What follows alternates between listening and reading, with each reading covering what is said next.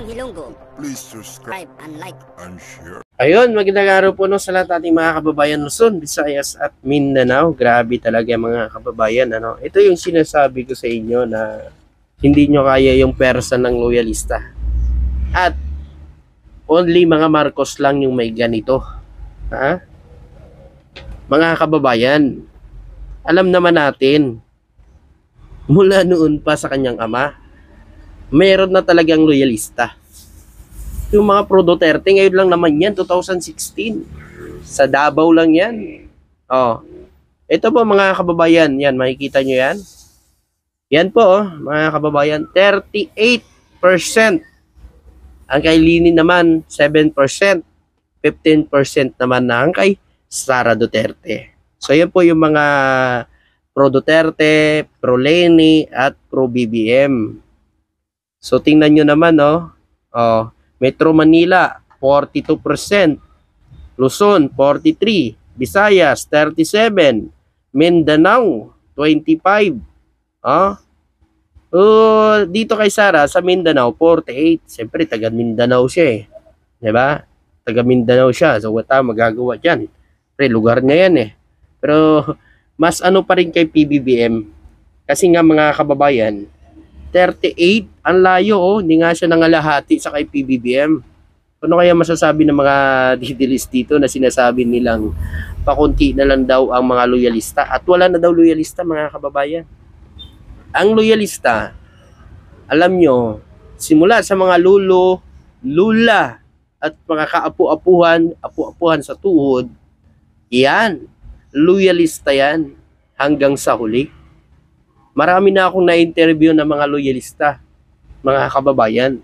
At yan palagi ang sinasabi nila.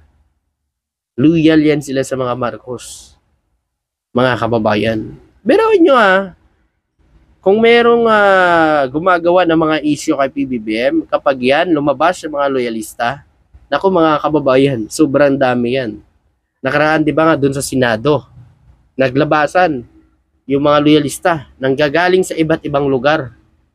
Sila mismo pupunta lang doon sa lugar na yon para ipakita ang suporta nila kay PBBM. Diba?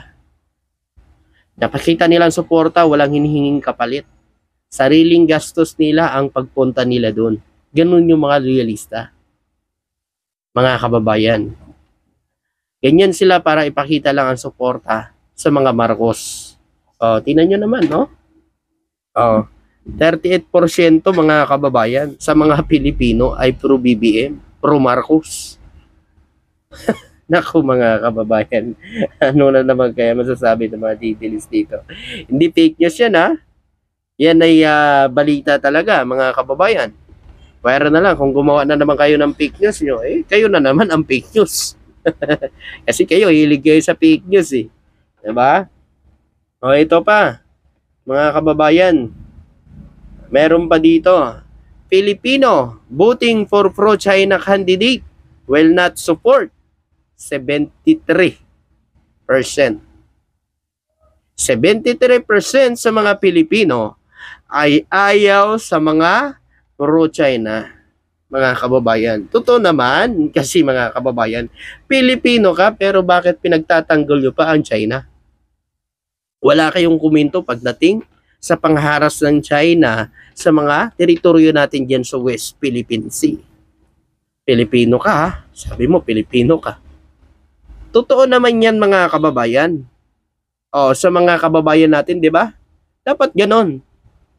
Dapat lahat na ilagay natin sa gobyerno, yung kayang ipagtanggol ang karapatan natin dyan sa West Philippine Sea. Ganon dapat mga kababayan. Pero mo, 73%, ang hindi bubuto sa mga pro-China will support 5%. 5% lang ang sumuporta. Madidilis lang talaga to, malamang. Sila lang naman dyan ang mahilig dyan mga kababayan. Pero malalaman pa rin natin yan sa eleksyon mga kababayan. Kasi nasa tao pa rin naman yung decide kung sino ang bubutuhin nila Pero sa mga kababayan natin, dapat isipin natin palagi yung kayang ipagtanggol ang bansa natin. yung hindi pagkakasundo kahit anong mangyari ang ating kalupaan at katubigan. 'Di ba? Lalo na diyan sa West Philippine Sea.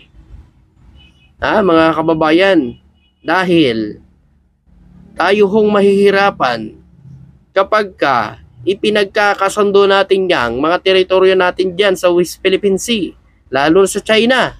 Tingnan niyo mga kababayan, patuloy ang panghihimasok ng China diyan. Dahil kung mga past administration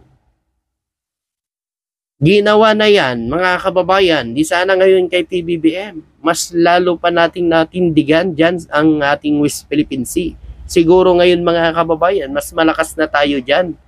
Kung mga past administration ginawa nila, hindi nila hinayaan dyan na makapasok ang China. Hindi sila gumawa ng mga agreement na yan. Ang gentleman agreement na yan. Na yan ang pinanghahawakan ng China. Mga kababayan, dapat hindi tayo nakikipagkasundo pagdating sa mga teritoryo na pag-aari ng Pilipinas. O ngayon, ano na? Iyak na naman to sila mga kababayan.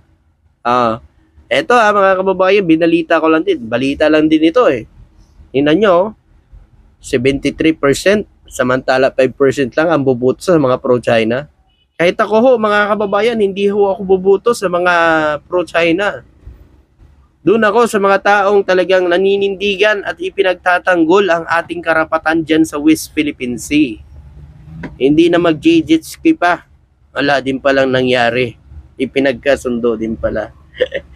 O sabi nga pagkasundo na lang gawin nyo na lang province ang China ang Pilipinas. Province of China ang Pilipinas. Gawin nyo na lang province of China ang Pilipinas, di ba? Kahit sa pabiro, dapat hindi nila ginagawa yan, hindi biro yan. Maraming Pilipino ang nakikinig, halos buong mundo ay nakikita yung mga ganyan. Nakikita at napapanood, dapat nagbibiro ang matataas na opisyal pagdating sa usapin sa West Philippine Sea. Dahil hindi biro yan. Alam nyo naman ang China, napakagahaman yan. Kaya halos diyan nakapalibot sa West Philippine Sea na mga kalapit na bansa ay kaaway ng China. Dahil sa pag-aangkin sa mga teritoryo din na mga kalapit na bansa. Hindi lang ho ang Pilipinas mga kababayan ang ginagawa ng China. Hindi lang ho tayo, kundi marami pang iba. Kaya pasalamat tayo dahil ang ating Pangulo may paninindigan. Diba nga, nito lang hinamon ng China pagdating dyan sa West Philippine Sea. Hinamon ng bansang China. Ukol dito sa panghihimasok nila sa mga teritoryo natin dyan sa West Philippine Sea. Na sana'y mapabilis na ang Code of Conduct na ginagawa na yun ng mga leader. Diba? Minamadali na yan mga kababayan ni PBBM. Ayon pa nga kay PBBM, huwag magbulag-bulagan ang mga leader sa iba't ibang mga bansa sa nangyayari ngayon sa West Philippine Sea o sa panghihimasok ng China sa mga teritoryo na hindi nila teritoryo. Diba? Eto naman mga kababayan, meron naman akong latest sa inyo. Ayan, nakikita nyo ba yan?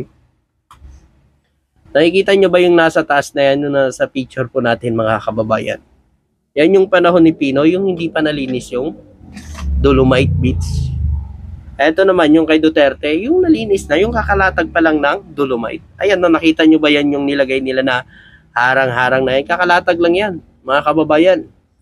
Nandyan ako, nagbablog ako dyan sa Dolomite Beach na yan yung panahon na yan Siyempre walang bagyo yan. Walang bagyo yan mga kababayan. Nung pinicturan nila, kinuha nila, walang bagyo. Ngayon mga kababayan, kumuha sila ngayon ng picture kay Marcos, yung nasa baba, yung panahon na ni PBBM, kumuha sila ng picture, ayan, kakatapos lang ng bagyo. Mga kababayan, yan ang talaga dyan. Oo, tama ka. Ganyang kalinis kapag walang bagyo. Ganyang kalinis talaga nung panahon dito Duterte. Totoo yan. Yan, totoo yan. Kasi walang bagyo na dumaan. Ngayon, puntahan mo doon sa Dolomite Beach kung may makita kang ganyang karaming basura. Yung sa baba ni PBBM, yung kay PBBM na sinasabi niya. Puntahan mo doon ngayon. Kung sino ka man na nag-post, puntahan mo doon ngayon kung makita mo may basura. Basta walang bagyo Kasi sa araw-araw ko ho nagbablog doon sa Manila Bay, mga kababayan. Kapag ka walang bagyo, wala talagang basura. Makikita pa natin yung mga isda nga eh. Diba? Makikita pa natin eh. Daming isda eh. Diba? Pero kung may bagyo, matik yan. Ito, kung nagpicture ka rin nung panahon na may bagyo, doon ako maniniwala kung gaano karami ang basura sa panahon ni BBM, sa panahon ni Duterte. Pero, mga kababayan, simula sa nag-vlog ako dyan sa Manila Bay, tuwing may bagyo, maraming basura. Tambak ang basura dyan sa Dolomite. Mga kababayan. Nga lang kasi, pasalamat tayo kasi sa Estero Rangers, sa DPS, na sila ay mini-maintain ang paglinis ng Dolomite Beach, DNR. Diba? Mini-maintain nila ang paglilinis sa Dolomite Beach. Tuloy-tuloy po yan, mga kababayan. Hindi naman ho yan pinabayaan ni PBBM eh. Yun nga lang kasi, ikaw kasi na nag-post nito, nagkuha ka ng picture kay Ninoy, no? Talaga kay Ninoy kasi ganoon talaga karaming basura. Nung kay Duterte, nagkuha ka ng picture, yung kakalatag lang ng Dolomite. Diba? Kalatag lang eh, oh. Walang bagyo na dumaan. Tapos kumuha ka kay PBBM, kakatapos lang ng bagyo, tingnan mo naman. Dapat ngayon pumunta ka doon, tingnan mo doon kung ano na itsura. Kasi yung kay Duterte, kakalatag pa lang yan, bago-bago, sariwa pa yung Dolomite dyan eh. Ngayon, kay PBBM, siyempre, sa katagalan, sa daan-daan ng mga bagyo, yung Dolomite dyan, nakakasuot yan eh. Nadadala ng alon. Pero ngayon po, puntahin nyo doon mga kababayan. Tingnan nyo yung Dolomite doon ngayon. Hindi ho katulad ng pinost nito, kung sino mang kumag na to. Nagposo, tingnan nyo sa baba. Yung kay BBM, puro basura. Kasi nga, kakatapos lang ng bagyo. Kakatawa talaga mga utang ng mga didilis. Ano? Ganyan na ba talaga ka-desperado? Ganyan na ba ganyan na ba talaga isip nyo ngayon para lang, siyempre, sirain si PBBM? Ha? Ganyan na ba ngayon? Mga kababayan. O, ito naman. Tulay sa Isabela. Legacy ni Duterte ito, di ba? O, yan. Noong 2018, may tulay. Ayan sa taas. Pero hindi madadaanan. Yung mga motorista, nandyan, dumadaan sa baba pa rin na may tubig. Pero may tulay.